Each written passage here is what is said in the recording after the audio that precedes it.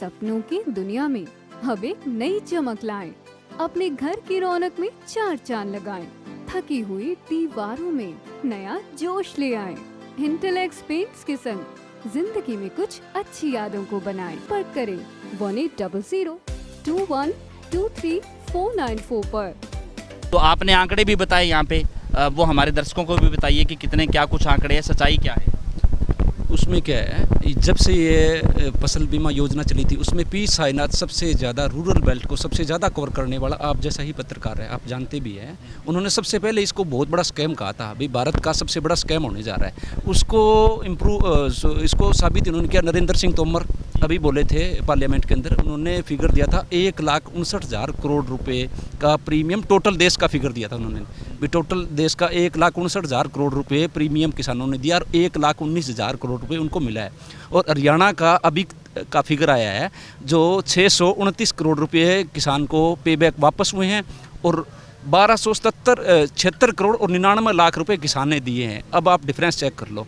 इसके अलावा ये पूरा अभी 5 साल का ये डिटेल है और 2 साल अभी ये पीछे वाले रहते हैं, उसमें और ज़्यादा मतलब आएगा क्योंकि अमाउंट प्रीमियम इसकी अमाउंट बढ़ा दी गई है, क्योंकि हेक्टेयर पीछे 4,000 कुछ रुपए थे पहले और अब 5,000 प्लस हो गया है, यानी और मतलब ये प्रीमियम की राशि और ज़्यादा हुई है।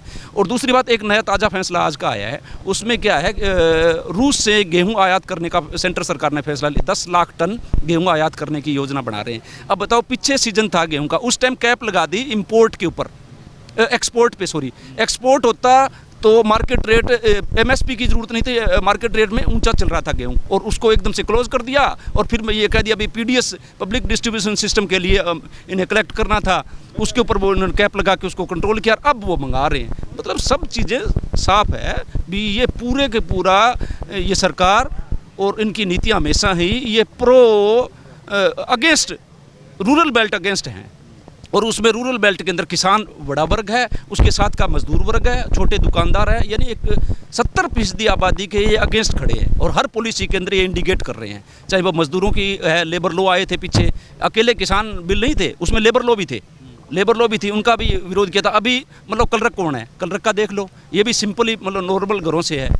तो ये सारी चीज़ें इंडिकेट कर रही है भी इनका सारा का सारा सेंट्रलाइज तो पावर है और सेंट्रलाइज ही सारा आर्थिक सिस्टम चल रहा है इनका भी। अभी ये लैपटॉप वाला हुआ है, रोक लगा दी और मुकेश अंबानी इसमें लैपटॉप वाले में कूदे हैं और एकदम से सरकार ने वहाँ पे बैन लगा दिया, अभी बाहर से लैपटॉप नहीं आएगा और रिलायंस बना रहा है। ये सारी चीज़ें साफ है। क्या लग रहा है, क्योंकि जिस तरह से लगातार संघर्ष बढ़ रहा है किसानों का, और आपने थोड़ी देर पहले चेतावनी भी सुनी होगी कि किस तरह से जो किसान हैं जो टंकी पर बैठे हैं वो ये कह रहे हैं कि हम कोई बड़ा कदम उठा लेंगे। देखो, 90 दिन थोड़े नहीं होता, बहुत होते हैं 90 दिन। 90 दिन एक एजिटेशन चल रहा है और उसको ठीक से एड्रेस करने के लिए नहीं आते। आज से मतलब हम भी, प्रकाश जी बैठे हैं, बहुत बुजुर्ग है, 30 साल से इनका संघर्ष है, 17 साल हमें भी हो गए। जब भी हम जाते थे सरकारी कार्यालय के अंदर, डीसी साहब के जाते थे, बाहर आके ज्ञापन लेते थे। एक मतलब इतनी इज्जत देते थे, 10 आदमी भी किसी एक इश्यू के लिए जाए तो वो ज्ञापन लेने आते थे। और पिछले 90 दिन से लगातार एक यहाँ पे नाम मात्र का कोई अथॉरिटी वाला बंदा आया ही नहीं है।